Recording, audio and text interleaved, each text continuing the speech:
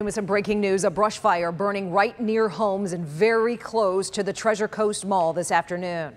Good afternoon to you. I'm Shannon Cakin. This is the Now South Florida. As crews work to protect the Stewart Point apartments right now, the sheriff's office is monitoring this brush fire from the air. Meanwhile, a second fire has also broken out this afternoon, this one in St. Lucie County. Crews have set up along Ballantrae Court to protect several homes there. Some homeowners right now can't even get into their homes. The Now's Tori Dunnan is there on scene with some frustrated and pretty worried folks. Tori? Shannon, this scene is intensifying as we speak. We just got an update from firefighters who say the winds have started shifting east, moving it more dangerously close to these homes. Fire crews are down at the end of this street. There's actually a lot of smoke. It might be difficult to see from this vantage point. A lot of crews here, but they have evacuated 4 homes off of Montrose. They've also told people who live in this area along Van Cleef and Bakersfield Street that they're not going to be allowed back in their homes for some time, possibly even into later in the night. I want to show you over here. If you take a look, you'll see the lineup of people who have come to the scene. They're wondering what's happening.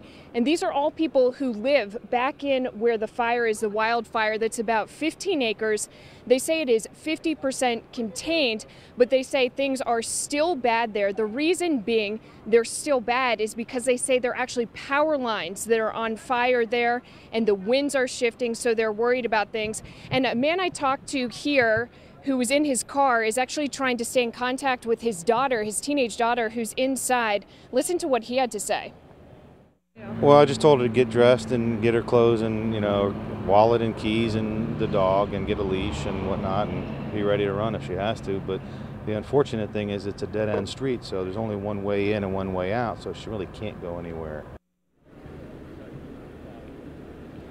Again, Shannon, we are dealing with a lot of smoke down at the end of the street here, as well as those power lines that are on fire. FPL is here. They just brought in a lot of heavy equipment to deal with this, but firefighters are looking at this from the air as well, with a fixed-wing aircraft and a helicopter flying to give them aerial images. They hope to have it under control, but they say expect for people who live in this area to not be allowed back into their homes until later on tonight. Shannon.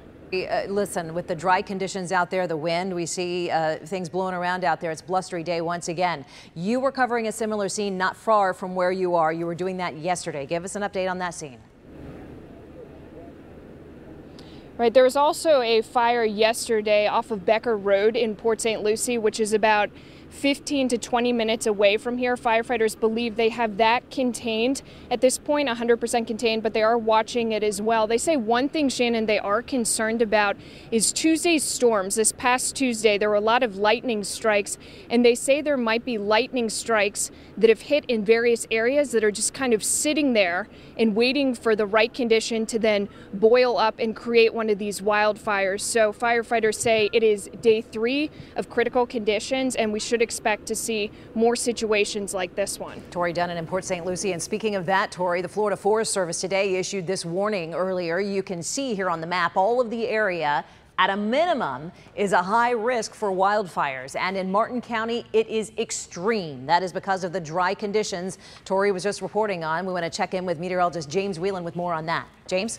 Yeah, dry weather not going anywhere. That red flag warning up for the remainder of today. Tomorrow may be a little bit iffy, but winds are going to switch around completely tomorrow. They're more out of the north today. Tomorrow, they're going to be more out of the southeast. Not a raindrop in sight over the entire state right now on the live radar, and hardly any clouds either. In our flow, you can see it here, straight out of the north and northeast here. It's turning a little bit northeast. By tomorrow, we flip it completely around to the southeast by tomorrow afternoon, maybe a tish on the breezy side tomorrow afternoon too, so that will blow any smoke then farther up to the north. That it's been blowing from west to east or now north to south. It will be completely the opposite there, blowing up to the north. Rain chances this week stay pretty low all the way through the weekend. We do get a little bit of a bump up here with a backdoor cold front on Tuesday. That will pump up the winds a bunch too as the winds come on shore out of the northeast and then east by then. Current temperatures upper 60s and low to mid 70s out there, and the hour-by-hour forecast this evening